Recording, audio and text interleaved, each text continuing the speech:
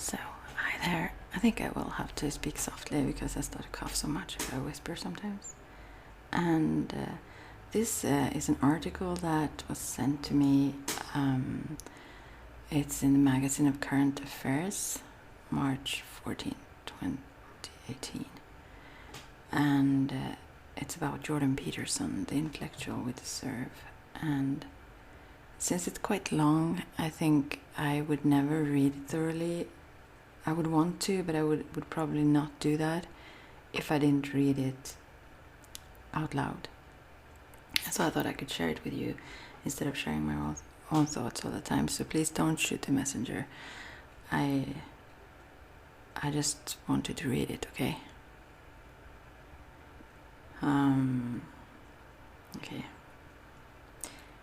Jordan Peterson's popularity is the sign of a deeply impoverished political and intellectual landscape, says Nathan J. Robinson. I have no clue who this is. I don't even have a clue what the magazine is. But I like to read up where I like to talk, I guess. Alright, I will try not to say so much in between here. We will see how far I get. If you want to appear very profound and convince people to take you seriously, but have nothing of value to say, there is a tried and tested method. First, take some extremely obvious platitude or truism. Make sure it actually does contain some insight, though it can be rather vague. Something like, if you're too conciliatory, you will sometimes get taken advantage of. Or, many moral values are similar across human societies.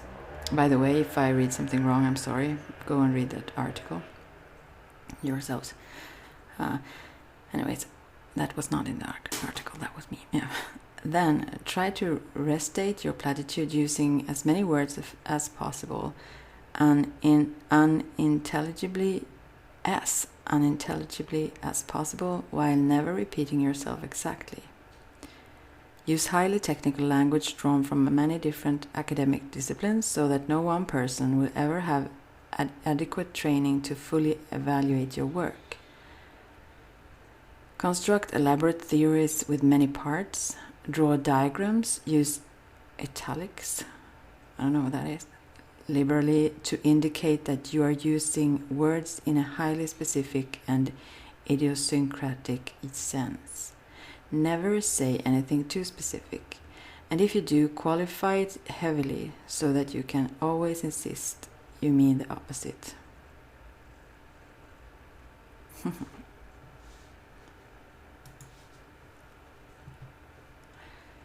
Then evangelize. Speak as confidently as possible, as if you're sharing God's own truth.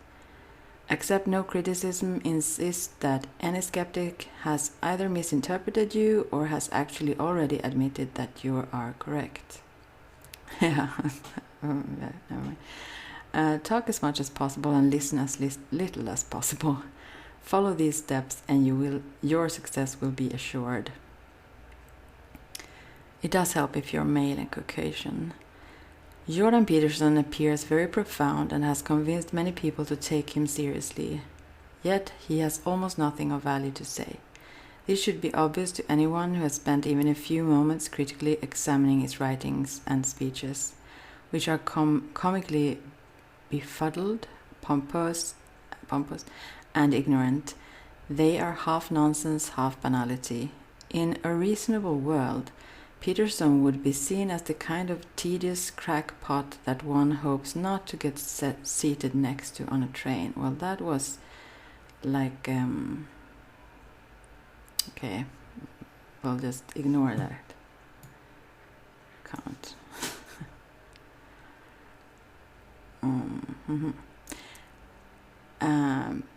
But we do not live in a reasonable world. In fact, Peterson's reading is astounding. His 12 Rules for Life is the #1 most read book on Amazon, where it has a perfect 4 and a 5-star rating. One person said that when he came across a physical copy of Peterson's first book, I wanted to hold it in my hands and contemplate its significance for a few minutes as if it was one of Shakespeare's pens or a Gutenberg Bible. The world's leading newspapers have declared him one of the most important living thinkers. The Times says his message is overwhelmingly vital, and a Guardian columnist grudgingly admits that Peterson deserves to be taken seriously. David Brooks thinks Peterson might be the most influential public intellectual in the Western world right now. He has been called the deepest, clearest voice of conservative thought in the world today, a man whose work should make him famous for the ages. Malcolm Gladwell calls him a wonderful psychologist. And it's not just members of the popular press that have conceded Peterson's importance. The chair of the Harvard Psychology Department praised his magnum opus Maps of Meaning as brilliant and beautiful. Zachary Slayback of the Foundation for Economic Education wonders how any serious person could possibly write off Peterson, saying that even the most anti-Peterson intellectual should be able to admit that his project is net good. We are therefore presented with a puzzle. If Jordan Peterson has nothing to say, how has he attracted this much recognition? If it is so obvious that he can be written off as a charlatan, why do many people respect his intellect? Why do so many people respect his intellect?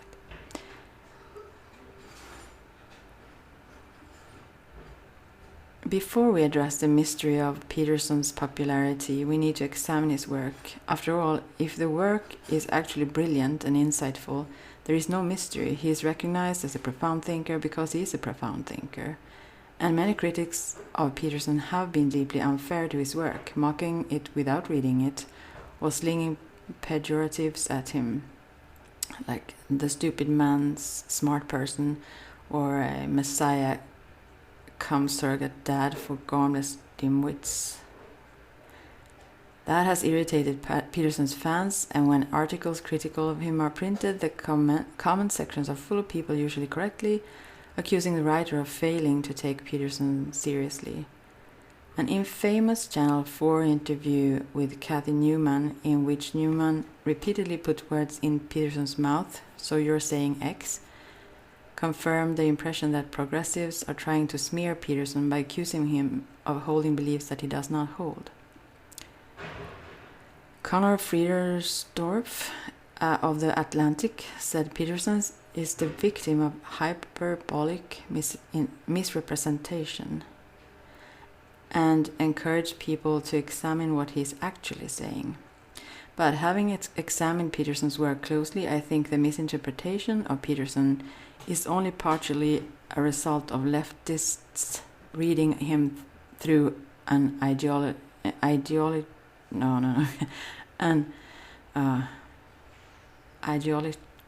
prism. A more important reason why Peterson is misinterpreted is that he is so consistently vague and vacillating, or I don't know how you pronounce it, some words, that it's impossible to tell what he is actually saying. A more important reason why Peterson is misinterpreted is that he is so consistently vague and vacillating that it's impossible to tell what he is actually saying. People can have such angry arguments about Peterson, seeing him as everything from a fascist apologist to an enlightened liberal, but his vacuous words are a kind of Rorschach test onto which, however you say that, countless interpretations can be projected. Oh, I just wanted to talk about that for a moment, but I won't. I will keep reading. This is immediately apparent upon opening Peterson's 1999 book Maps of Meaning, a 600-page summary of his basic theories that took Peterson 15 years to complete. Maps of Meaning is, to the extent it can be summarized, about how humans generate meaning. By generate meaning, Peterson ostensibly intends something like figure out how to act. But the word's definition is somewhat capacious. Meaning is manifestation of the divine individual adaptive path. Meaning is the ultimate balance between the chaos of transformation and the possibility and the discipline of pristine order. Meaning is an expression of the instinct that guides us out into the unknown so that we can conquer it. Meaning is when everything there is comes together in an ecstatic dance of single purpose. Meaning means implication for behavioral output.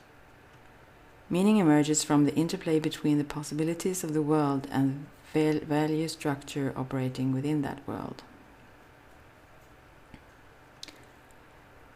Peterson's answer is that people figure out how to act by turning to a common set of stories which contain archetypes that have developed over the course of our species' evolution.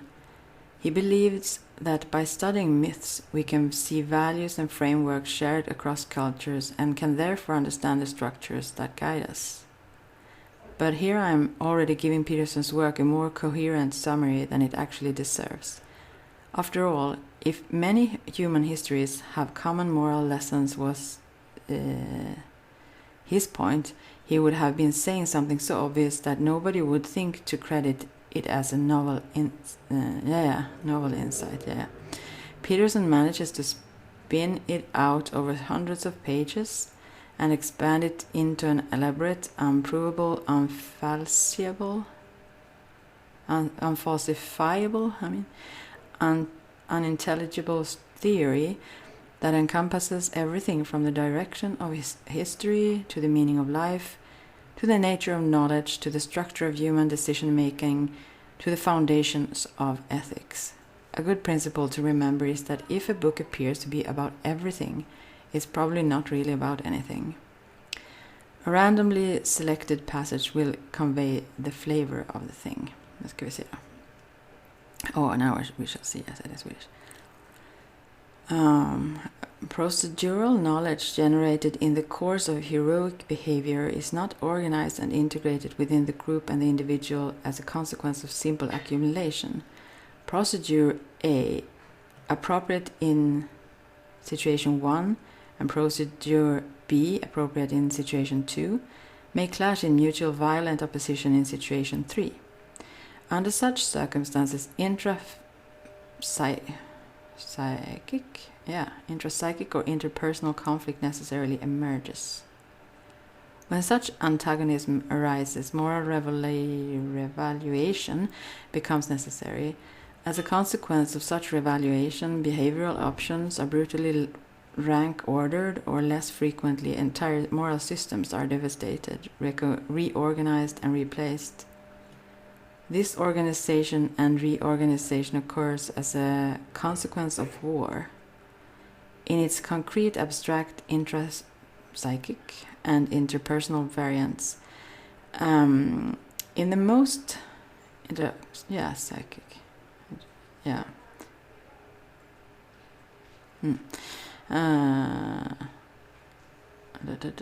was I? In the most basic case, an individual is rendered subject to an intolerable conflict as a consequence of the perceived affective incompatibility of two or more apprehended outcomes of a given behavioral procedure. In the purely intrapsychic sphere, whatever that is, really it means just the mind. Anyway, such conflicts often emerges when attainment of what is desired presently necessarily interferes with attainment of what is desired, or avoidance of what is feared in the future. Permanent satisfactory resolution of such conflict between temptation and moral purity, for example, requires the construction of an abstract moral system, powerful enough to allow what an occurrence signifies for the future to govern reaction to what it is signifies. Powerful enough to allow what an occurrence signifies for the future to govern reaction to what it signifies now. Even that construction, however, is necessarily incomplete when considered only as an intrapsychic phenomena. Now I understand that word. Within the person, I guess. Yeah. The individual, once capable of coherently integrating competing motivational demands in the private sphere, nonetheless remains destined for a conflict with the other in the course of the inevitable transformations of personal experience. This means that the person who has come to terms with him or herself, at least in principle, is still subject to affective dysregulation inevitably produced by interpersonal interaction. It is also the case that such subjugation is actually indicative of insufficient intrapsychic organization, as many basic needs can only be satisfied through the cooperation of others. What's important about this kind of writing is that it can easily appear to contain useful insight because it says many things that either are true or feel kind of true, and does so in a way that makes the reader feel stupid for not really understanding. Many of the book reviews on Amazon contain sentiments like, "I'm not sure I understood it, but it's absolutely brilliant." It's not that it's empty of content. In fact, it's precisely because some of it does ring true that it's able to convince readers of its importance. It's right that good moral systems have to be able to think with. Yeah, it's right that good moral systems have to be able to think about the future in figuring out what to do in the present. But much of the rest is language so abstract that it cannot be proved or disproved. The old expression, "what's new in it isn't true and what's true isn't new," applies here. Oh, interesting. What's new in it isn't true. What's true in it isn't new.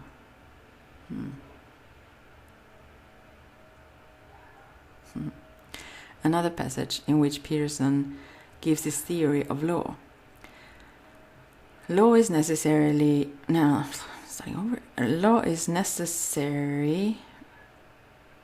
a precondition to salvation, so to speak, necessary but insufficient. Law provides the borders that limits chaos and allows for the protected maturation of the individual. Law disciplines possibility and allows the disciplined individual to bring his or her potentialities, those intrapsychic spirits, under voluntary control. The law allows for the application of such potentiality to the task of creative and courageous existence, allows spiritual water controlled flow into the valley of the shadows of death. Okay, I must read that. The law allows for the application of such potentiality to the task of creative and courageous existence, allows spiritual water controlled flow into the water of the shadow of death. Law held as an absolute, however, puts man in the position of the eternal adolescent, dependent upon the father for every vital decision, removes the responsibility for action from the individual, and therefore prevents him or her from discovering the potential grandeur of the soul. Life without law remains chaotic, effectively intolerable. Life that is pure law becomes sterile, equally unbearable. The domination of chaos or sterility equally breeds murderous resentment or hatred. Again, it's not that he's wrong when he says that law has a disciplining function, or that too much law is stifling, while not enough is anarchy. Anarchy. But all this stuff about intrapsychic spirits, not enough. I think that's not even understanding anarchy. Okay. Not that I understand all much of that, but okay, I shouldn't comment. But all this stuff about intrapsychic spirits and the flow of spiritual water is just said, never clearly explained, let alone proved. If you asked him to explain it, you would just get a long string of additional abstract terms. Ironically, maps of meaning contains neither maps nor meaning. Sociologist C. Wright Mills, in critically examining grand theorists in his field who used verbosity to cover for a lack of profundity, pointed out that people respond positively to this kind of writing because they see it as a wondrous maze, fascinating precisely because of its often splendid lack of intelligibility. But, Mills said, Such writers are so rigidly confined to such high levels of abstraction that the typologies they make up and the work they do to make them up seem more often an arid game of concepts than an effort to define systematically, which is to say, in a clear and orderly way, the problems at hand and to guide our efforts to solve them. Such writers are so rigidly confined to such high levels of abstraction that the typologies they make up and the work they do to make them up seem more often an arid game of concepts than an effort to define systematically, which is to say, in a clear and orderly way, the problems at hand and to guide our efforts to solve them.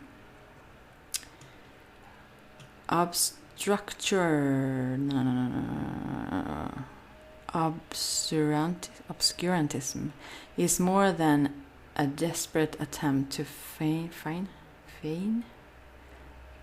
novelty, though. It's also a tactic for badgering readers into It's also a tactic for badgering readers into deference, or whatever word, to the writer's authority. Nobody can be sure they are comprehending the author's meaning, which has the effect of making the reader feel deeply inferior and in awe of the writer's towering knowledge that must exist on a level so much higher than that of ordinary mortals, that we are incapable of even beginning to appreciate it. In fact, Peterson is quite open in insisting that he has achieved revelations beyond the comprehension of ordinary persons. This book's epigraph is comically grandiose. I will utter things which have been kept secret from the foundation of the world. Matthew 13:35. And Peterson even includes in the book a letter to his father in which he tries to convey the gravity of his discovery. I don't know, Dad, but I think I have discovered something that no one else has any idea about, and I'm not sure I can do it justice. Its scope is so broad that I can see only part of it clearly at one time, and it is exceedingly difficult to set down comprehensively in writing. Anyways, I'm glad you and Mom are doing well. Thank you for doing my income tax returns. It's fun to read the letter for yourself and imagine being Peterson's dad trying to figure out what his son is doing with his life. Needless to say, when someone is this convinced of their own brilliance, they can be unaware of just how far afield they have drifted from the world of sense and reason. The diagrams and figures in maps of meaning are astonishing. They are masterpieces of unprovable gibberish. And then there are some pictures here with like, hey, purpose, what should be the future and blah blah, disintegration and blah blah, blah blah. I'm saying no, chaos and the unknown. Anyways, it's figure 9, the regeneration of stability from the domain of chaos. And that may have some meaning, I don't know, but I can't really describe the images here. Go and read the article if you want. And then there is figure 66, the alchemical opus, a smith of redemption, the dragon chaos, the king order, prime materia, state of God, and such. And then the figure 53, the voluntary descent of the Buddha, the walled garden, and then chaos, then descent and disintegration, anomalous information. Anomalous, it says. And figure 49, fragmentary representation of procedure and custom in image and word. Semantic, episodic, procedural, increasing explicitness. I think this I will talk later a little bit, maybe if I have the time, what I think. Figure 37, the exploratory hero as son of the heavenly mother. And then there are some image there with arrows here and there. How does one even address material like this? It can't be refuted. Are we ruled by a dragon of chaos? Is the dragon feminine? Does the state of pre-conscious paradise have a voluntary encounter with the unknown? Is the episodic really more explicit than the procedural? These are not questions with answers because they are not questions with meanings. The inflating of the obvious into the awe-inspiring is part of why Peterson can operate so successfully in the self-help genre. How have you say that word? He can give people the most elementary fatherly life advice: clean your room, stand up straight, while making it sound like wisdom. Consider this summary of principles from the end of 12 Rules for Life. What shall I do to strengthen my spirit? Do not tell lies or do what you despise. What shall I do to ennoble my body? Use it only in the service of my soul. What shall I do with the most difficult of questions? Consider them the gateway to the path of life. What shall I do with the poor man's plight? Strive through right example to lift his broken heart. What shall I do with when the great crowd beckons? Stand tall and utter broken truth, my broken truth. These are pompous, biblical ways of saying, tell the truth, be true to yourself, see challenges as opportunities, set a good example, and give confident and long-winded lectures to your adoring crowd of fans. Note the response to the poor man's plight, which is not to actually help him, but to show him what a better person you are so that he will have a model to emulate. Peterson's writing style constantly adds convulsions to disguise the simplicity of his mind. So we won't say the man's cancer metastasized. He will say the man fell prey to the tendency of that dread condition to metastasize. The harder people have to work to figure out what you're saying, the more accomplished they will feel when they figure it out, and the more sophisticated you will appear. Everybody wins. A few more Petersonisms. There is no being without imperfection. No shit. To share, though, does not mean to give away something you value and get nothing back. That is instead what every child who refuses to share fears it means. To share means properly to initiate the process of trade. Could mean anything depending on interpretation. If I share my food with a hungry person and ask for nothing in return, I may still have gotten something, but the maxim could also be interpreted as defense of avarice. You can find a justification in it for whatever your worldview already is. You can't... Is someone calling? Wait a second. I need to pause for a sec. Okay, here we are again. Where was I even?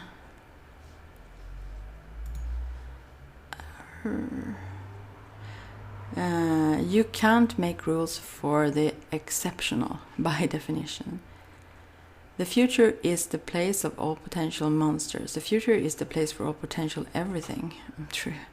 People do not care whether or not they succeed. They care about whether or not they fail, which is apparently different. People aren't after happiness. They are after not hurting. I'm actually after happiness, thanks. Life is suffering, that's clear. There is no more basic, irrefutable truths. Anything is irrefutable if it's not clear what we mean by it.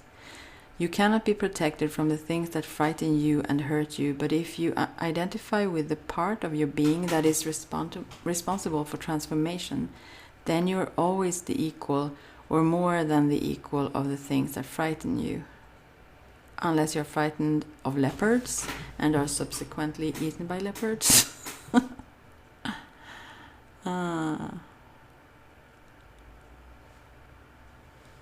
You cannot be protected from the things that frighten you and hurt you, but if you identify with the part of your being that is responsible for transformation, then you're always the equal or more than the equal of the things that frighten you. Anyways, unless you're frightened of leopards and are subsequently eaten by leopards. Oh, well. The multiplicity of possible interpretations is very important. It makes it almost impossible to beat Peterson in an argument, because every time one attempts to force him to defend a proposition, he can insist he means something else. For example, he sees the world as fundamentally divided between the forces of chaos and the forces of order, and explains the difference. Chaos is what extends eternally and without limit beyond the boundaries of all states, all ideas, and all disciplines. It is the foreigner, the stranger, the member of another gang, the rustle in the bushes, the hidden anger of your mother. Chaos is symbolically associated with the feminine. Order, by contrast, is explored territory. That's the hundreds of millions of years of hierarchy of place, position, and authority. That's the structure of society. It's the structure provided by biology, too. It's the flag of the nation. It's the greatness of tradition, that the rows of desks in the school classroom, the trains that leave on time. In the domain of order, things behave as God intended. It's very easy to hear the echoes of authoritarianism, even fascism, in this. Strong men create order, which is what God intends, and the social structure is preserved by deference to authority, tradition, hierarchy, flags. Heck, he even talks about the trains running on time. But the moment one tries to critique this, to talk about the dangers of adhering to flags and traditions for their own sake, Peterson will angrily insist that you have misunderstood his theory. Order is symbiotic with chaos, not superior to it. Order is not enough. The feminine is necessary.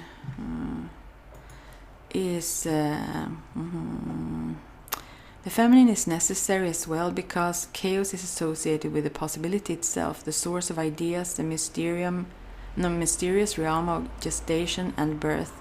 If you try to suggest that he has justified patriarchy, he will tell you that when he refers to the symbolically masculine, he does not mean men. But it's usually unclear what he does mean, and any attempt to figure it out will be met with a barrage of yet more jargon. Or however you say it. What, for example, are we to make of this interpretation of The Simpsons, which stresses the importance of having a cruel bully around to keep the soft, effeminate kids from taking over? Without Nelson, king of the bullies, the school would soon be overrun by resentful, touchy Millhouses, narcissistic, intellectual Martin Princes, soft chocolate-gorging German children, and infantile Ralph Wiggums. Months is a corrective. And endorsements of bullying the weak, surely, but Peterson would deny it.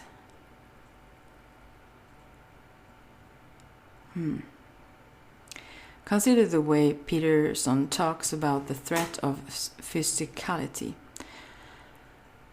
I know how to stand up to a man who is unfairly trespassing against me, and the reason I know that is because the parameters for my resistance are quite well defined, which is we talk, we argue, we push, and then it becomes physical. If we move beyond the boundaries of civil discourse, we know what the next step is. That's forbidden in discourse with women, and so I don't think that men can control crazy women. I really don't believe it. I think they have to throw their hands up in what? It's not even disbelief. It's that the cultural, there's no step forward that you can take under those circumstances. Because if the man is offensive enough and crazy enough, the reaction becomes physical right away. Or at least the threat is there. And when men are talking to each other in any serious manner, that underlying threat of physicality is always there, especially if it's a real conversation. It keeps the thing civilized to some degree. If you're talking to a man who wouldn't fight with you under any circumstances whatsoever, then you're talking to someone for whom you have absolutely no respect. But I can't see any way. For example, there's a woman in Toronto who's been organizing this movement, let's say, against me, and some other people who are going to do a free speech event. And she managed to organize quite effectively, and she's quite offensive, you might say. She compared us to Nazis, for example, publicly, using the swastika, which wasn't something I was all that fond of. But I'm defenseless against that kind of female insanity, because the techniques that I would use against a man who was employing those tactics are forbidden to me. So I don't know. It seems to me that it isn't men who have to stand up and say, enough of this. No. It seems to me that it isn't men who have to stand up and say, enough of this. What? Even though that is what they should do, it seems to me that even though that is what they should do, it seems to me that it's sane women who have to stand up against their crazy sisters and say, look, enough of that, enough man-hating, enough pathology, enough bringing disgrace on us as a gender. No one could interpret this disturbing passage to mean that Peterson is upset that there is a social taboo against him beating up the Toronto woman who calls him a Nazi. In fact, I don't really see how to interpret it differently. He says that he's defenseless against her insanity because the techniques he would use on a man are forbidden. Why he has no other defenses, such as ignoring her, is unclear. But Peterson would vigorously object to the idea that he's in any way endorsing violence against women. No, I'm simply saying that all human interaction has an underlying threat of physicality. How could you so willfully and unfairly misinterpret me? And of course, if we challenge Peterson's contention that when men are talking to each other in any serious manner, there is some underlying threat. I've just been talking to a fellow current affair editor about Jordan Peterson, and I did not feel potential violence bubbling beneath the surface, except possibly toward my copy of Maps of Meaning. He will retreat to the proposition about how you can't respect a man who would never fight you under any circumstances. After all, any circumstances means he would eventually physically intervene to stop you from hurting someone, and how can you respect that? That is a far cry from there's always an underlying threat, though. Peterson makes ominous sounding and seemingly false generalizations and yet builds in caveats so that nobody can accuse him of endorsing the thing it sounds like he's endorsing. This is the same thing that happens with his discussion of nice guys and cruelty. He'll say that the people who are too nice will get taken advantage of and talk about the importance of being capable of cruelty, which certainly sounds like it's encouraging people to be sadistic dicks. But then he'll insist that actually he's not talking about being cruel, he's talking about being able to be cruel. You idiot, how could you not see the difference? And he's not against nice people, he's just saying that the weak shall perish. And because you can pick your Peterson, those who watch his YouTube videos can take very different messages from the same set of words. A video about hitting women, in which Peterson never endorses hitting women, has the following among its most highly upvoted comments. My grandmother once told me never hit a woman, but you can sure as hell hit her back. Upvoted 660 times. Shouldn't hit anyone, but if someone attacks you, you can defend yourself even if it is a woman. Upvoted 45 times. I would never hit a lady. An aggressive bitch is another question. Upvoted 576 times. Sorry, I'm laughing at it. Anyways, it's really, I don't know. The original ethic was the gentleman. The original ethic was that a gentleman should never hit a lady. At the point that a woman threatens you or your own, she is definitely not a lady. Being a lady, like being a gentleman, requires civility, grace, respect, and personal responsibility for one's own behavior. Peterson didn't say that he would never hit a woman. He only implied that every woman he had ever hit is dead.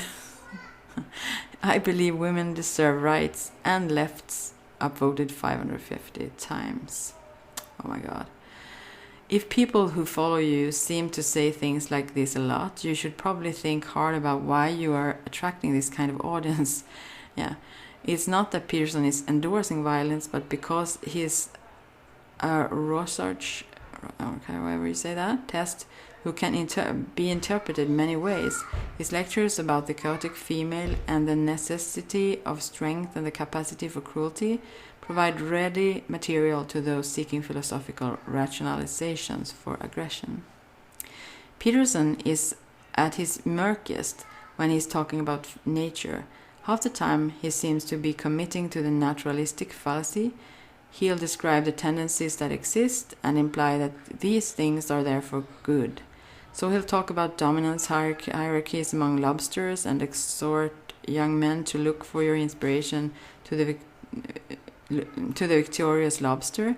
Of course, the animal kingdom is also a place of mutual aid, and for men to emulate a lobster is like a woman treating the existence of the praying mantis as a license to eat her husband. But Peterson will vacillate, or however you say that word, between seeming to claim that nature implies a clear and virtuous hierarchical order of things, and insisting that he is not precluding criticism of the existing order of things. Oh, wait, I have to read that again. But Peterson will vacillate between seeming to claim that nature implies a clear and virtuous hierarchical order of things, and insist that he is not precluding criticism of the existing order of things. When he seems to be saying something fallacious, or what, I mean hierarchies are okay because natural, he will qualify it with a caveat that means he's saying nothing at all. Natural things are sometimes okay, but not always. Sam Harris, who is sympathetic to Peterson's political stances, has pointed out in exasperation that many of Peterson's claims about the foundations of good conduct are either unsupported or do not make sense. Has human evolution actually selected for males that closely conform to the heroism of St. George? Has human evolution actually selected for males that closely conform to the heroism of St. George? And is this really the oldest story we know? Aren't there other stories just as old, reflecting quite different values that might also have adaptive advantages? And in what sense do archetypes even exist? Isn't it obvious that most of what we consider ethical, and indeed almost everything we value, now stands outside the logic of evolution?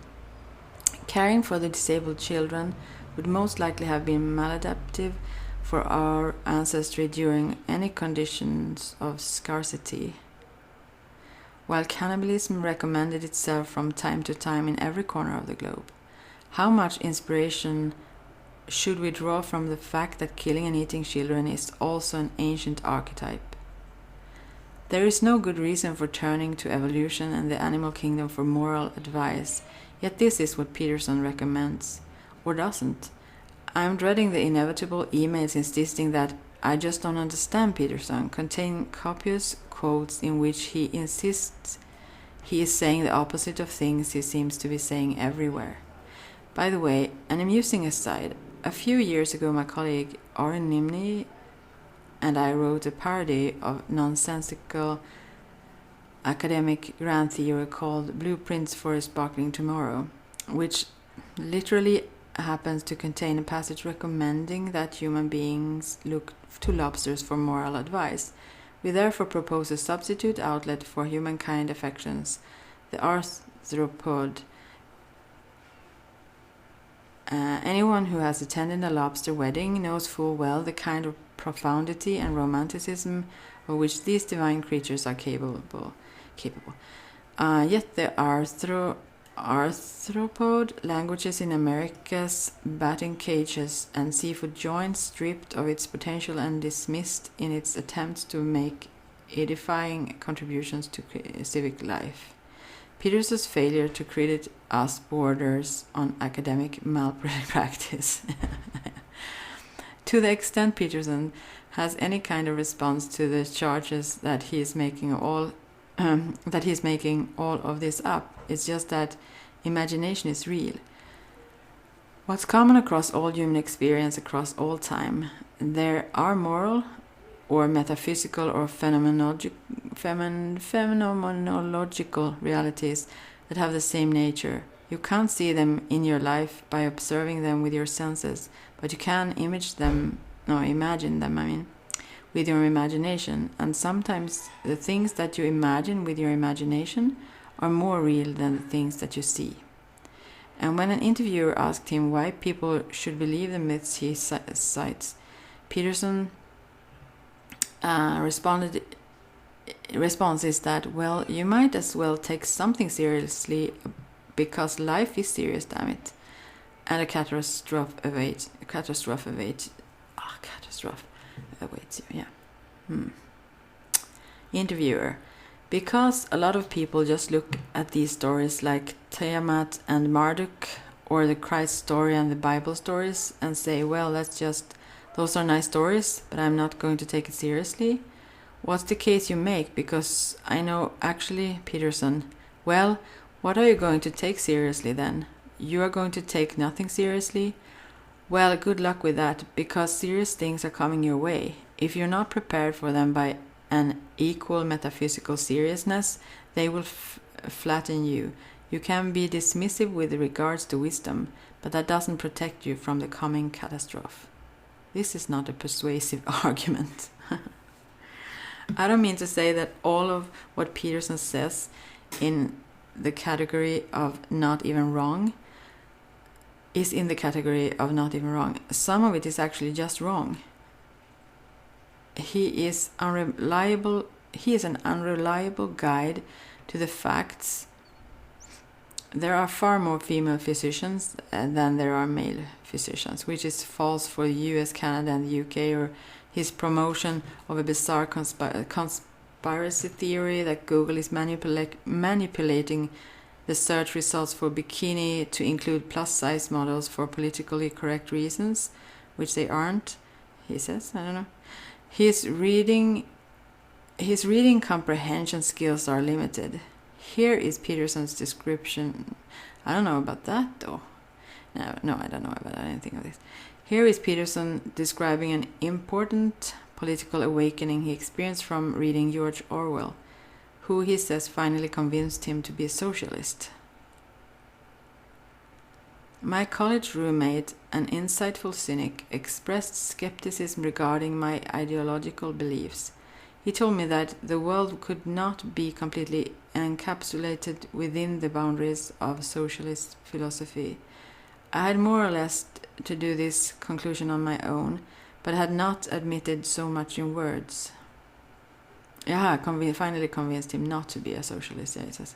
Maybe I read that wrong. I wondered about that. What? Soon afterward, however, I read George Orwell's Road to Vegan Pier or whatever. This book finally undermined me, not only my socialist ideology, but my faith in ideological stances themselves. In the famous essay concluding that book, written for and much to the dismay of the British Left Book Club, Orwell described the great flaw of socialism and the reason for its frequent failure to attract and maintain democratic power, at least in Britain. Orwell said essentially that socialists did not really like the poor. They merely hated the rich. His idea struck home instantly. Socialist ideology served to mask resentment and hatred bred by failure. Many of the party activisms I had encountered were using the ideas of social justice to rationalize their pursuit of personal revenge. And here is George Orwell, in The Road to the Vegan Pier, or how you pronounce that, which Peterson says convinced him that socialism was fully because socialists were resentful. Please notice that I'm arguing for socialism, not against it. The job of the thinking person, therefore, is not to reject socialism, but to make up his mind to humanize it. For the moment, the only possible course of any decent person, however much of a Tory or an anarchist by temperament, they are also thinkers, is to work for the establishment of socialism. Nothing else can save us from the misery of the present or the nightmare of the future. Indeed, from one point of view, socialism is such elementary common sense that I am sometimes amazed it has not established itself already. The world is a raft sailing through space with potentially plenty of provisions for everybody. The idea that we must all cooperate and see to it that everyone does his fair share to work and get his fair share of the provisions seems so blatantly obvious that one would say that nobody could possibly fail to accept it unless he had some corrupt motive for clinging to the present system. To recoil from socialism because so many socialists are inferior people is absurd, as refusing to travel by train because you dislike the ticket collector's face. That was quite different. Orwell flat out says that anybody who evaluates the merits of socialist policies by the personal qualities of socialists themselves is an idiot.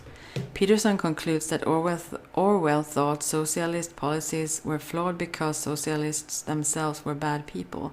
I don't think there is a way of reading Peterson other than as extremely stupid or extremely dishonest, but one can be charitable and assume he simply didn't read the book that supposedly gave him his grand revelation about socialism. Even now, however, I am being too generous to Jordan Peterson's intellect. I have been presenting him at his most comprehensible and polished. I have not been giving you the full experience of actually listening to him talk. Sitting through a Jordan Peterson lecture is very different to watching a rapid-fire television interview. Below, please find a fully transcribed portion of 17 minutes of Peterson's speech. This is a random chunk from the first lecture I happened to click on, and a lecture that is ostensibly introducing maps of meaning. In the clip, Peterson is in the middle of, again ostensibly, analyzing how the children's book There Is No Such Thing as a Dragon displays the archetypes found in classical mythology. I would like you to bear in mind that this is a man the New Yorker calls the internet's most revered intellectual, and the Guardian says is fast becoming the closest that academia has to a rock star. Also remember that this is a man who advises people to be clear and precise and says he's very, very, very careful with my words. Oh, and that he wants to completely defound women's studies departments because he thinks they churn out meaningless verbiage. Ready? Here we go. Note, under no circumstance attempt to read the entirety of the following passage. Read as much as you can before you begin to feel weary, then scroll quickly to the end. Oh gosh. Shall I not read that then?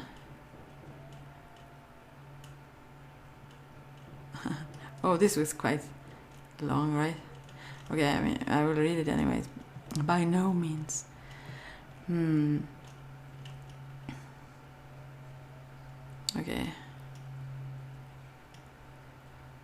Okay, here we go. Peterson. Mother made some pancakes for Billy. Now, this is from that whole, oh gosh. Okay, I understand, you can click on it yourself. But the dragon ate them all. Mother made some more, but the dragon ate those too. Mother kept making pancakes until she ran out of batter. Billy only got one of them, but he said that that's all he really wanted anyway.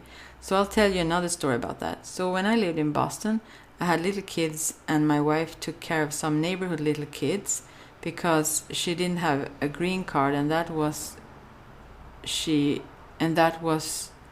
was home with the kids anyways. And anyway, she took care of some other little kids. One of them would only eat hot dogs. That was quite funny. He'd only eat hot dogs at his mother's place, but at our house he ate all of his lunch and he was perfectly happy about it. So I thought that was quite amusing too. But anyways, one day a neighbor came by, and the neighbor had a 4-year-old child, and the neighbor was looking for someone to take care of the child because her nanny had been in a car accident and couldn't take care of the child temporarily. So the child had sort of been circulating around neighborhood houses for a couple of days, and people were taking care of him, and then he ended up at our house, which was fine. And so he's a cute little guy, and the mother came to the door, and he said she pushed the boy in. He was kind of like this, sulking. He wasn't very happy, and he said he probably won't eat all day, but that's okay. Okay, I have read this in the book, honestly. I will not read further, but... Oh.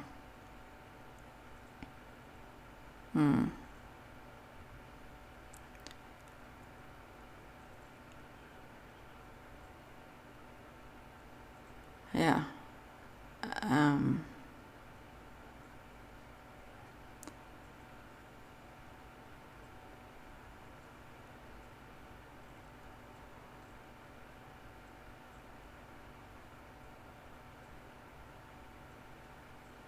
To the end. Maybe it says here in the end, so I don't actually have to read this whole again that I've already actually read before. Or similarly.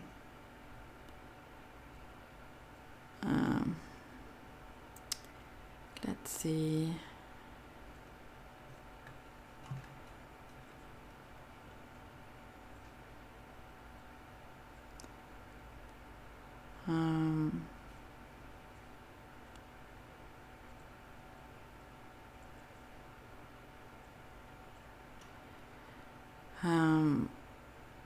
I don't know where to even continue to read here, but this was an upsetting part of the book for me. Yeah. One of them. He says, like, okay, now it's me, it's not the article, but he says, like, to use however much violence that kind of is necessary, as he puts it, kind of, towards kids even.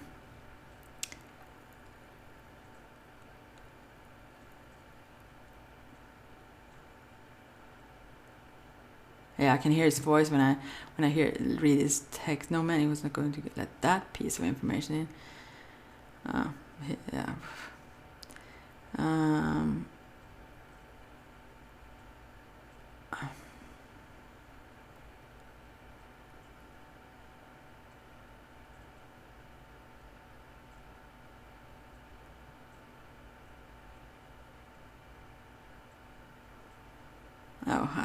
Oh gosh, why did I even start to read it?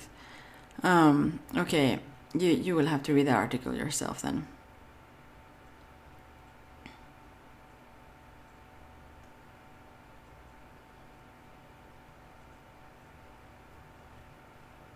At least I think this is...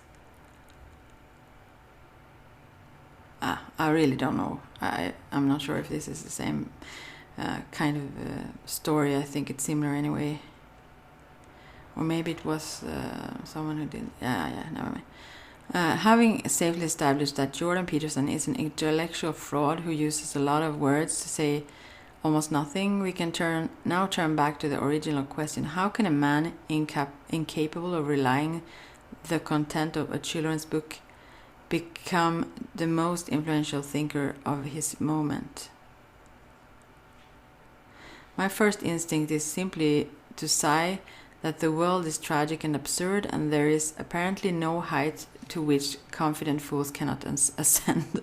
But there are better explanations available. Peterson is popular partly because he criticizes social justice activists in a way many people find satisfying, and some of those criticisms have merit. He is popular partly because he offers adrift young men a sense of heroic purpose and offers angry young men rationalizations for their hatreds.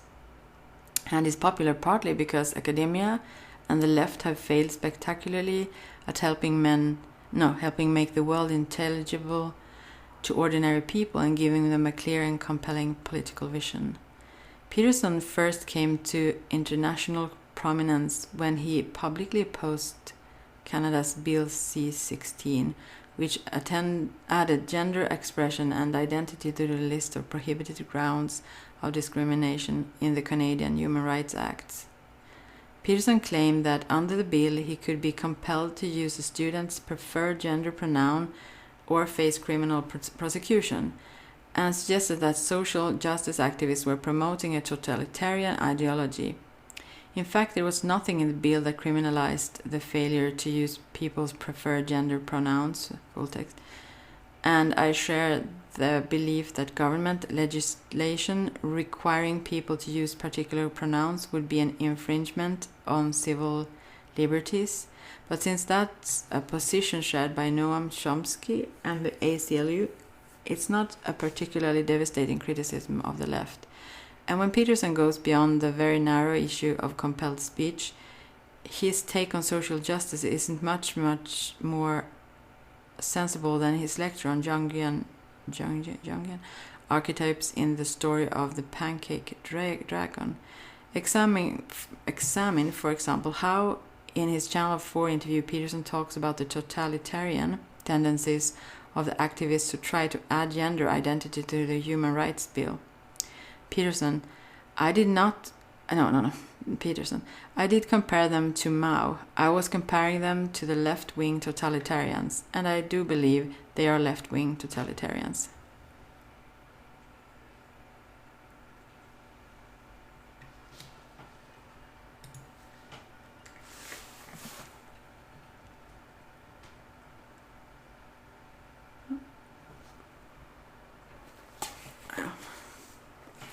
Oh, my cat was distracted. Newman, under Mao, millions of people died. Peterson writes. Newman, I mean there is no comparison between Mao and trans activists, is there? Peterson, why not? Newman, because trans activists aren't killing millions of people. Peterson, the philosophy that's guiding their utterances is the same philosophy. Newman, the consequences are, Peterson, not yet. Newman, you're saying that trans activists, Peterson, no. Newman, could lead to the deaths of millions of people? Peterson, no, I'm saying that the philosophy that drives their utterances is the same philosophy that already has driven us to the deaths of millions of people. Newman, okay, tell us how that philosophy is in any way comparable. Peterson, sure. That's no problem. The first thing is that their philosophy presumes that group identity is paramount. That's the fundamental philosophy that drove the Soviet Union and Maoist China, and it's a fundamental philosophy of the left-wing activists. It's identity politics. It doesn't matter who you are as an individual, it matters who you are in terms of your group identity. While Cathy Newman was repeatedly unfair to Peterson's views throughout the rest of the interview, here she was perfectly right to be confused. What Peterson is saying makes no sense. He wonders how there could be any difference between transgender activists and Mao's China. He? Oh, well, never mind that then.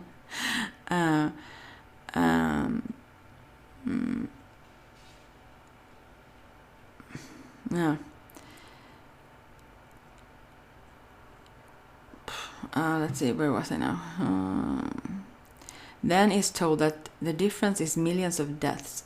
Then denies the transgender activists are going to cause millions of deaths. Then says they follow a totalitarian philosophy that drives people to mass murder. The reason he is stuck here is that there is no evidence of the Canadian Human Rights Act is about to bring us a Gulag archipelago. But that's what his grandiose statements about left-wing totalitarianism imply will happen. So he must either allege Alberta is about to get its own great leap forward, or draw a distinction between Mao's Red Guards and the University of Toronto LGBTQ Center, neither of which he wants to commit to. So we get another heaping dish of Peterson's waffle. Here again he tries to explain that Soviet transgender connection against using the argument that any collective or group-based political action is following the same philosophy that rounded up and executed the kulaks. Liberalism got flipped so that the world was turned into one group against another, power struggle from one group against another, and then the social justice warrior types and the leftists, even the Democratic Party, started categorizing everybody according to their ethics or sexual or racial identity, and made that the canonical element of their being. And that's an absolute terrible thing to do. It leads to, in the Soviet Union, when what happened, for example, when they introduced the idea along the nation of class guilt. So, for example, when the Soviet collectivized the farms, they pretty much wiped out or raped or froze to death all their competent farmers. They call them kulaks, and they attributed class guilt to them because they were successful peasants, and they defined their success as oppression and theft. They killed all of them pretty much, shipped them off to Siberia and froze them to death. And they were the productive agriculture to the Soviet Union. And then in the 1930s in the Ukraine, because of that, about 6 million Ukrainians starved to death. I think it's worth remembering here what anti-discrimination activists are actually asking for. They want transgender people not to be fired from their jobs for being transgender, not to suffer gratuitously in prison, to be able to access appropriate health care, not to be victimized in hate crimes, and not to be ostracized, evicted, or disdained. Likewise, the social justice claims on race are about trying to fix the black-white wealth gap, trying to reduce racial discrimination in job applications, trying to reduce race-based health disparities and educational achievement gaps, and reducing the unfair everyday biases that make life harder for people of color. This is the sort of thing the left is focused on. Read the Democrat Party platform and the Black Lives Matter policy agenda. Disagree with them, but Peterson spares himself from having to actually engage in substantive debates on policy questions by writing off the left as a bunch of brainwashed, totalitarian, postmodernist neo-Marxists. Others have pointed out the way in which this misses the incredibly important contemporary conflict between leftism and identity-based liberalism, a conflict that is hugely important to understanding the left.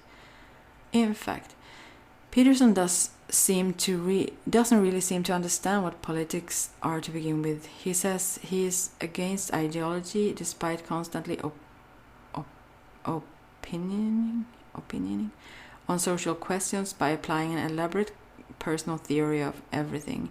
When a questioner asked him what he thought people should do to effect change, given his opposition to student activism, his answer was telling. This happened in the 60s.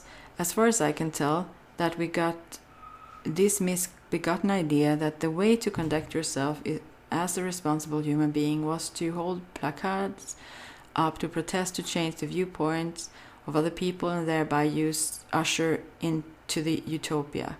I think that's all appalling.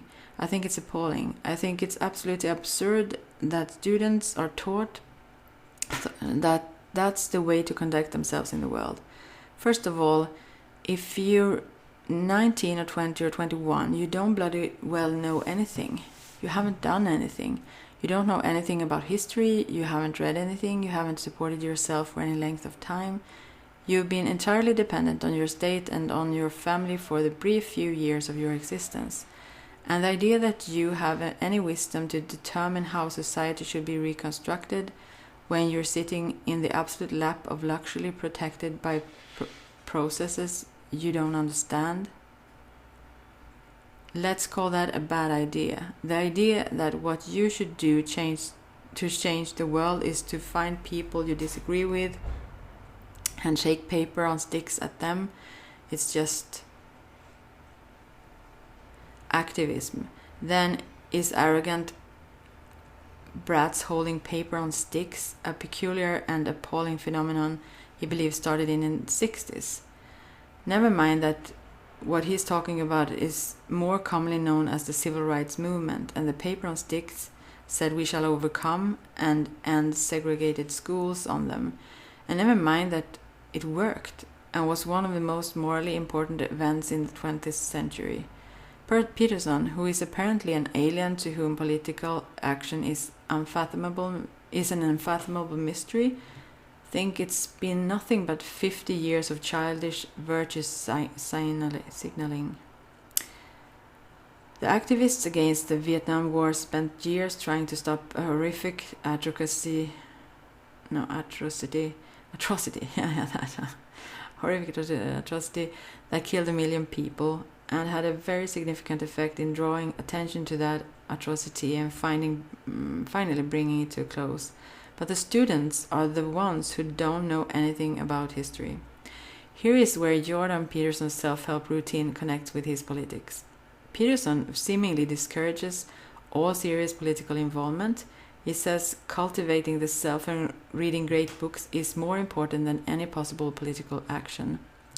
Don't focus on changing the world, focus on tidying up your life. After all, the meaning of life is to be found in the adoption of individual responsibility.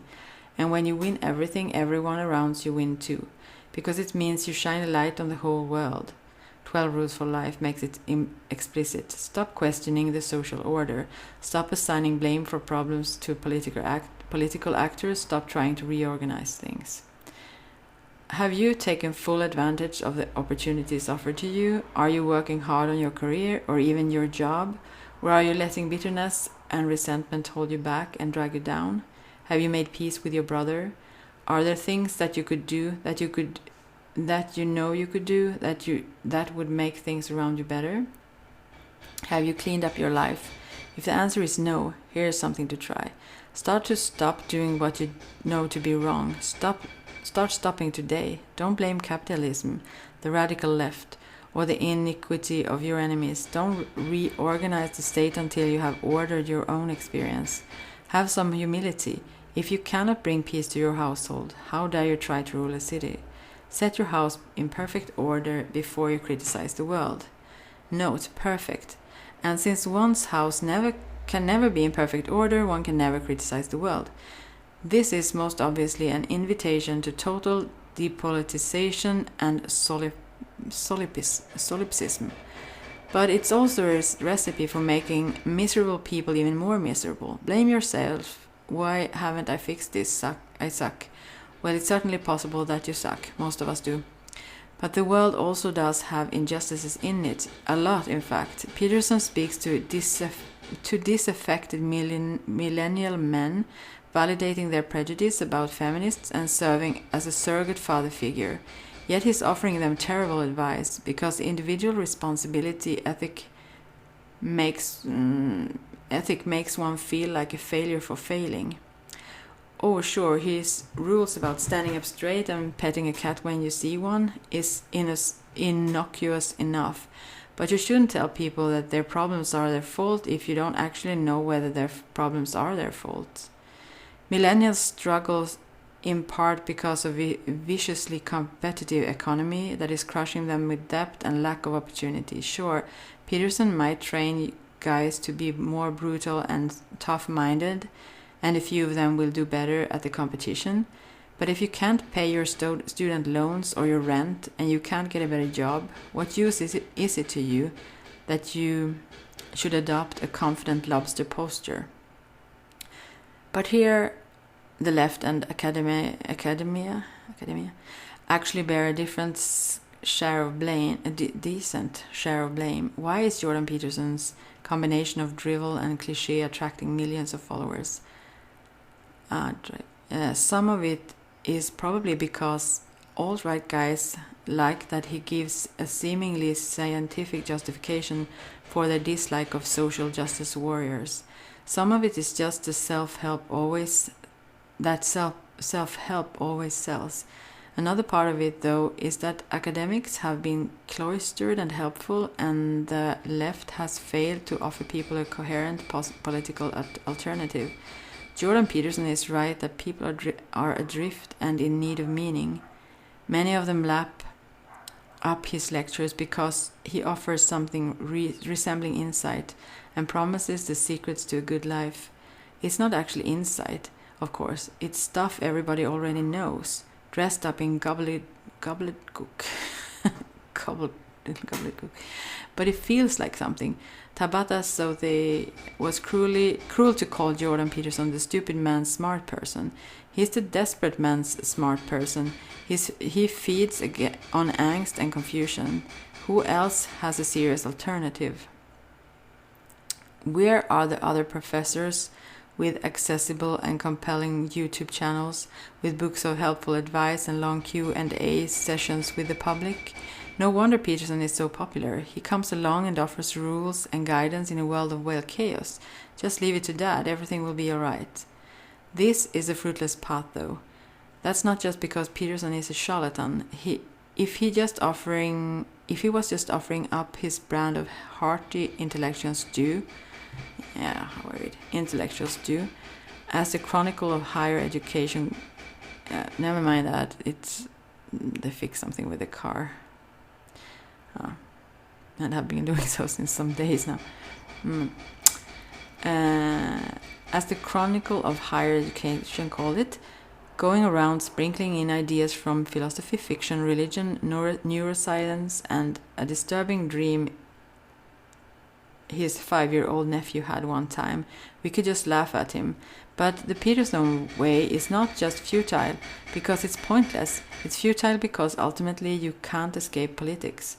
Our lives are conditioned by economic and political systems, like it or not, and by telling lost people to abandon projects for social change, one permanently guarantees they will be the helpless victims of forces beyond their control or understanding. The genuinely heroic path in life is to band with others to persuade the social good, to find meaning in the collective human striving to better our condition. No, not by abandoning the idea of the individual and seeing the world purely in terms of group identity, but by pooling our individual talents and efforts to produce a better, fairer, and more beautiful world. This much should be obvious from even a cursory reading of him. If Jordan Peterson is the most influential intellectual in the Western world, the Western world has lost its damned mind. And since Jordan Peterson does indeed have a good claim to being the most influential intellectual in the Western world, we need to think seriously about what has gone wrong. What have we done to end up with this man? His success is our failure. His success is our failure. And while it's easy to scoff at him, it's more important to inquire into how we got to this point. He's a symptom.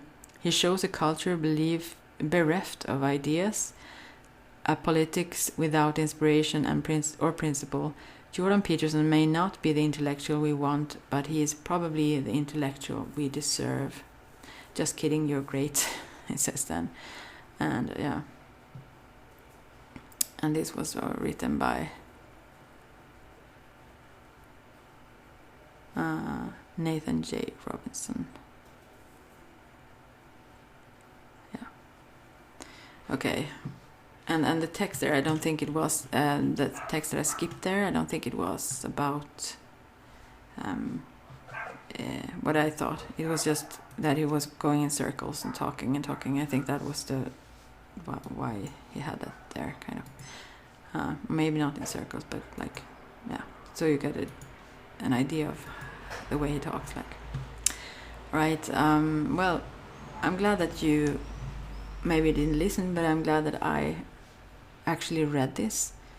I wouldn't have done so if I don't think I would have taken the time if I didn't do it with you. So, and then, yeah, that's the best I could read right now. So, okay. I thought about something. Yeah, I have this thought that probably it doesn't say so here, but I think it goes along with certain mythical ideas or concepts that are in those secret society groups, some of them that can buy into some of these, not secret society groups, but yeah, I don't know how to exactly say, but I think he can also win some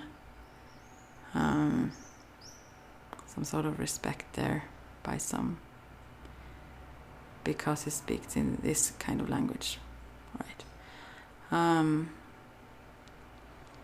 Okay, I won't add my own thoughts much to this, but I enjoyed to read it actually. Many new thoughts that I had thought about a few though, but some of them became clearer to me now. Yeah. Okay. Take care, everyone, and we will talk soon.